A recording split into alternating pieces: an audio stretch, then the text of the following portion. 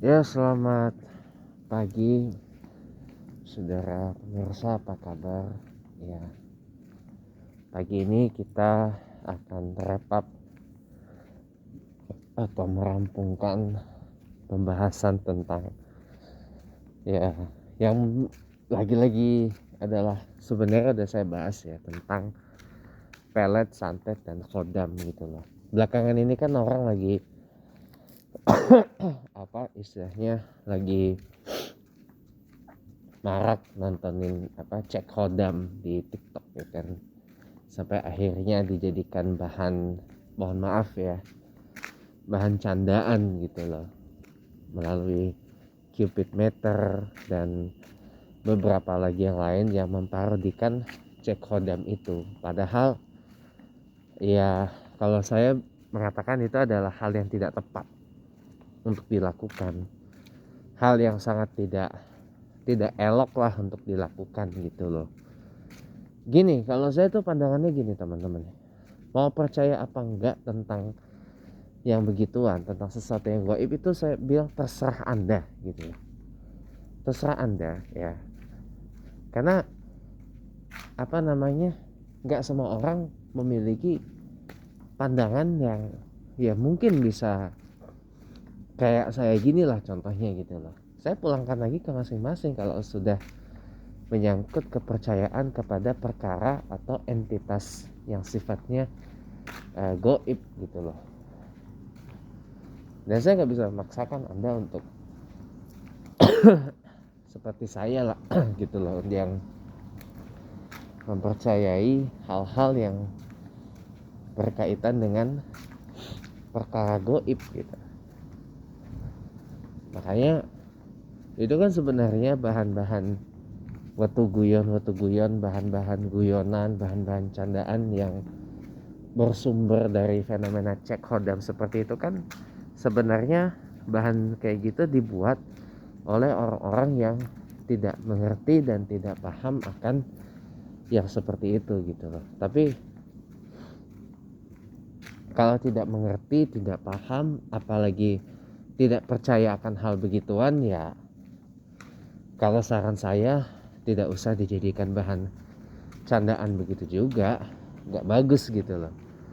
Karena menjadikan bahan perkara gaib sebagai sesuatu candaan itu ya menunjukkan ya seberapa berkualitasnya Anda sih pemirsa, itu aja yang bisa saya bilang.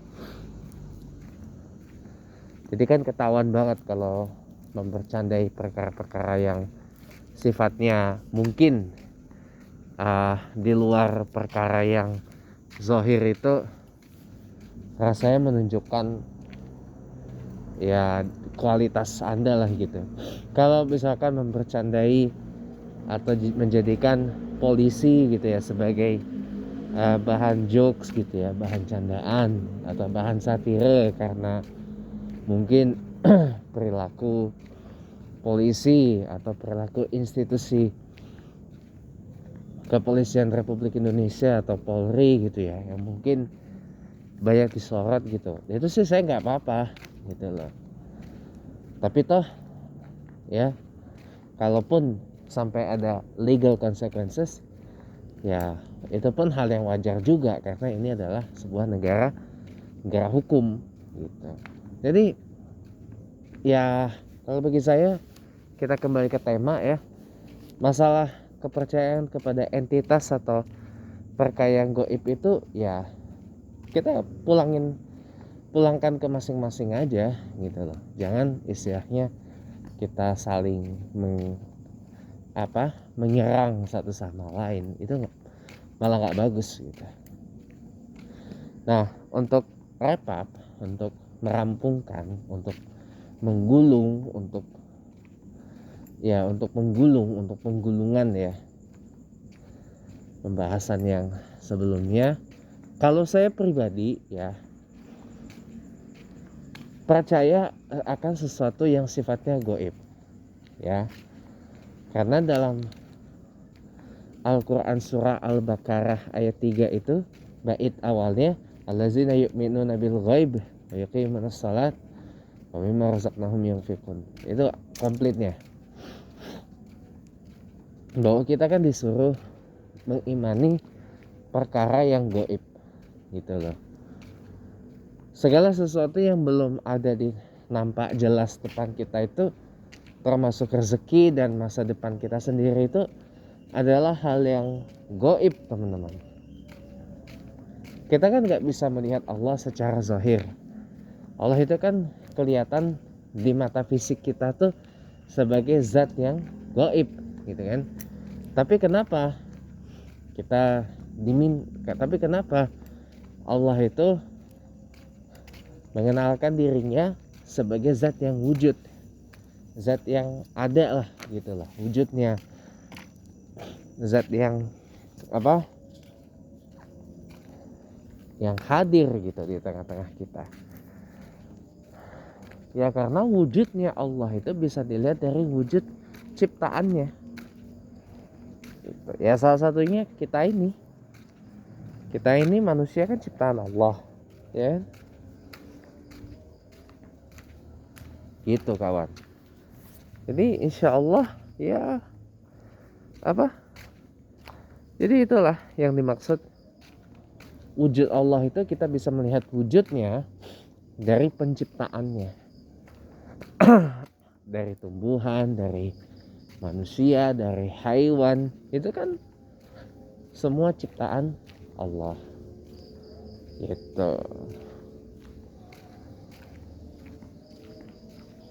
Jadi apalagi ditambah dari dulu masyarakat Indonesia ini terbiasa hidup dalam tanda kutip berdampingan dengan entitas gaib gitu. Contohnya seperti memberi sesajen atau gitu. Hidup berdampingan dengan entitas gaib. Efek dari ini, kalau dari tafsir saya, efek dari dulu ajaran animisme dan dinamisme yang masih ada di masyarakat Indonesia, dan itu pun juga masih ada, tapi dianut oleh orang-orang yang disebut dalam bahasa resminya pemerintah Indonesia itu sebagai penghayat kepercayaan. Nah itu penghayat kepercayaan gitu, atau pengikut kepercayaan gitu. Nah jadi kalau mau bicara sesuatu yang gaib itu minimal belajar dulu lah, agar kedepannya tidak ada lagi bahan guyon-guyon berdasarkan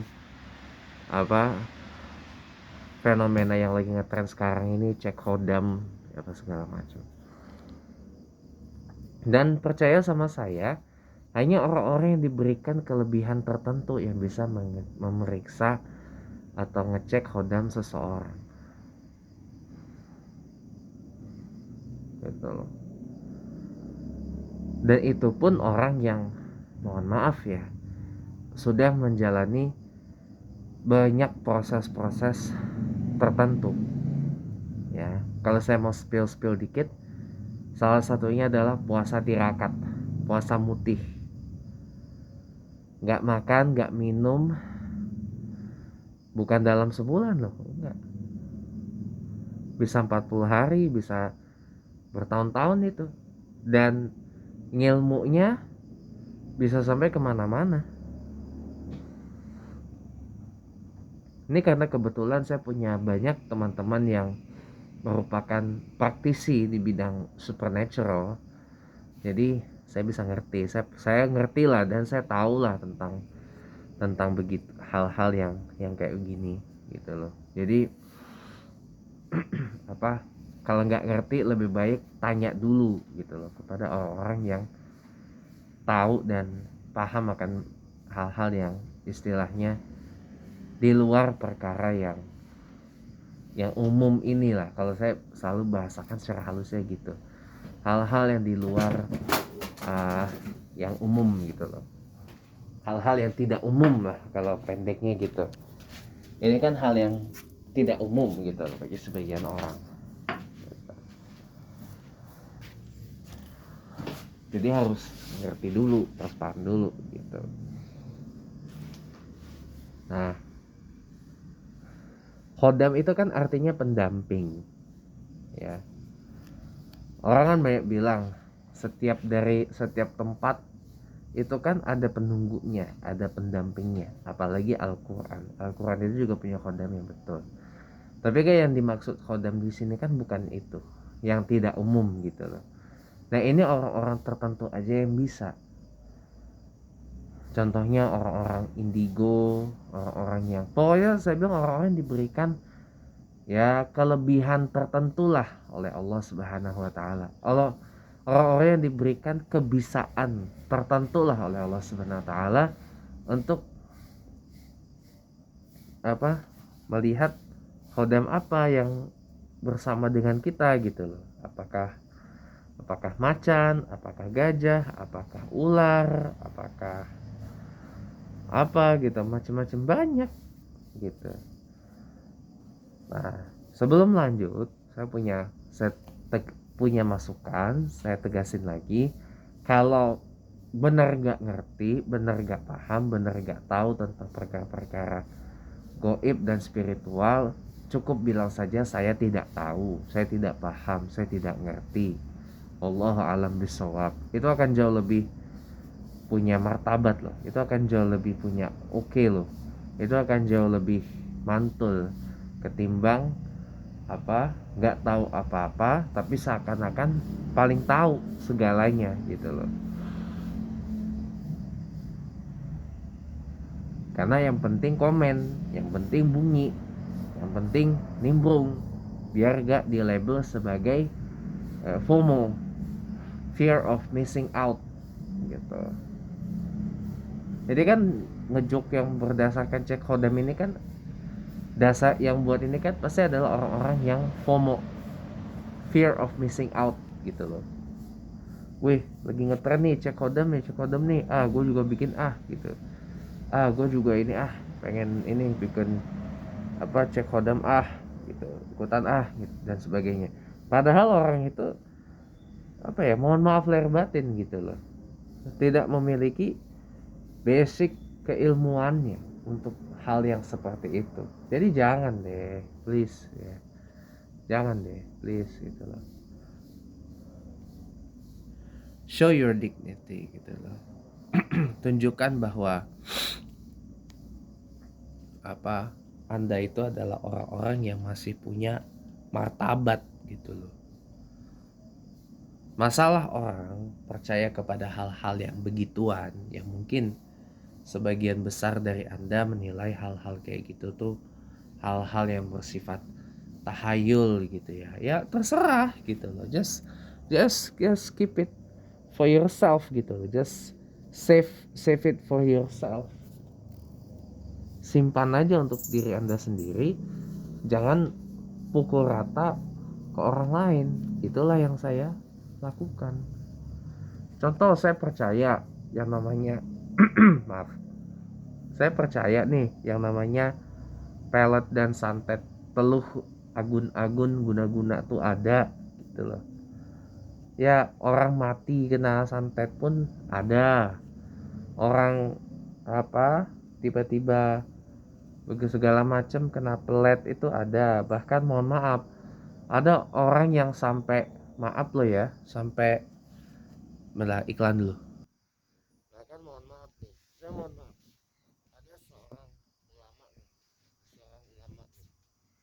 yang mengatakan gini, yang meng-uncover pemurtadan orang-orang Islam yang dilakukan oleh orang-orang yang bukan Islam, oknumnya ini ya. Nah,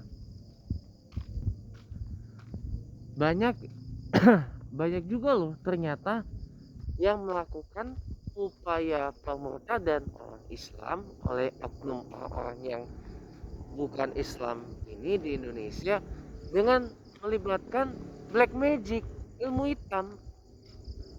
Jadi orang yang tadinya ya ibaratnya dari piyik, dari orok, dari kecil udah Islam ya, udah Islam dari lahir, dari brojolnya udah Islam gitu ya, tiba-tiba dia murtad akibat kena pelet.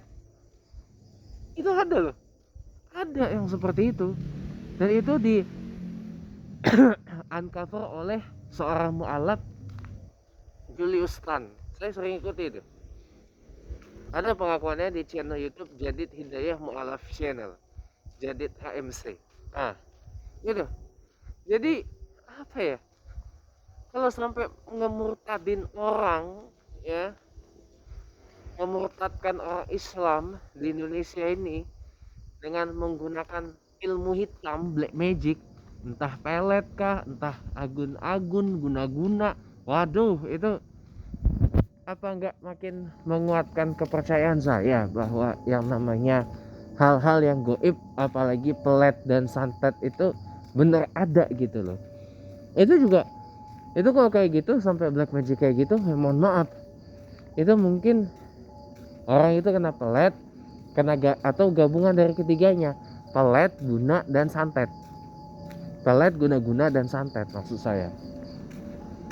Jadi orang yang tadinya Islam dari lahir tiba-tiba murtad gitu ya, tiba-tiba murtad, oh apalagi upaya pemurtadannya melibatkan ilmu hitam atau black magic, waduh itu sih apa. Oke, ada kereta lewat dulu. Ini kereta pemberangkatan pertama dari Parung Panjang. Itu kereta yang di storing di sana, diparkir di Perpanjang. Nah kembali lagi, itu sih gila ya kalau sampai apa, orang tiba-tiba murtad dengan melibatkan ilmu hitam, black magic gitu ya. Waduh itu udah nauzubillahi min zalik deh kalau kayak gitu. Itu gabungan ketiganya, ya santet ada, ya pelet ada, ya guna-guna ada gitu loh. Ya ini makin meneguhkan gitu loh bahwa yang namanya pelet, santet, hal-hal yang kayak gitu tuh bener adanya gitu loh. Dan ini orang jangan-jangan dia nih bayar maharnya nih, mahar gede banget nih ya. Ya mohon maaf ya kalau minta saya sebutkan berapa, saya kasih gambaran kecilnya aja ya, tapi bentar. Oke, saya kasih gambaran kecilnya aja ya. Maharnya itu biasanya kalau untuk yang kayak gitu, mohon maaf ya, 2 digit. 2 digit dalam hitungan jutaan rupiah. Ada juga yang 3 digit. 3 digit dalam hitungan jutaan rupiah. Gitu loh. Itu aja clue ya dari saya. Saya nggak akan perpanjang ke sana ke sini. Itu aja gambarannya. Gitu.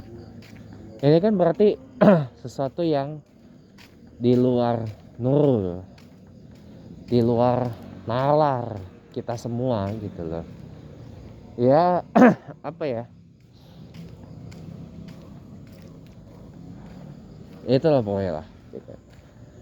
Ditambah lagi orang-orang yang apa, ibaratnya mau kaya tapi pakai jalur pesugihan. Ini masih ada sampai sekarang orang-orang yang apa, mau kaya tapi jalurnya jalur pesugihan. Ada juga orang yang masih melakukan tindakan ini, cinta ditolak dukun bertindak. Nah itu masih ada loh sampai sekarang. Diapain lah, bagaimana biar cintanya tuh diterima. Ada loh kejadian kayak gitu. Dan ada beberapa yang sampai juga orangnya itu ke saya. Ya maksudnya sampai beritanya ke saya gitu ya, orang ya dijadikan bucin itu karena dia dipelet, dia diguna-guna apa itu ada berapa. Cuman untuk ininya saya tidak beberkan ya ke sini ya. Gitu. Jadi teman-teman semua, ini saya mohon maaf saya harus bicara seperti ini ya, agar kedepannya tidak ada lagi orang-orang yang main asal melempar subjektivitas ya terhadap perkara-perkara yang tidak umum seperti ini ke ruang publik. Jangan gitu loh. Kita saling hormat menghormati aja. Kalau saya adalah orang yang sangat percaya yang namanya entitas goib itu benar adanya. Kalau saya adalah orang yang sangat percaya bahwa hal yang goib itu memang benar adanya. Gitu. Sangat-sangat amat percaya saya. Gitu.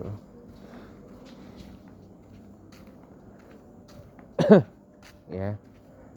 Sangat-sangat teramat sangat percaya saya kalau menyangkut hal-hal yang perkara goib seperti itu. Apalagi pelet, santet dan guna-guna gitu loh.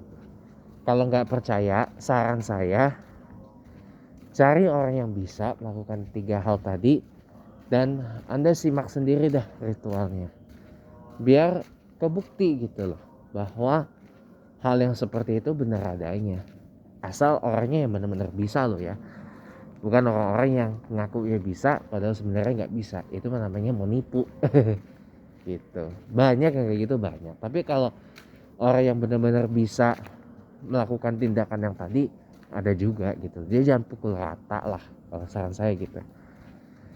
Ya tetap gunakan pemikiran kritis kita, tapi kita tetap juga harus menggunakan rasa kemanusiaan kita, tidak main hakim sendiri, tidak pukul rata gitu loh.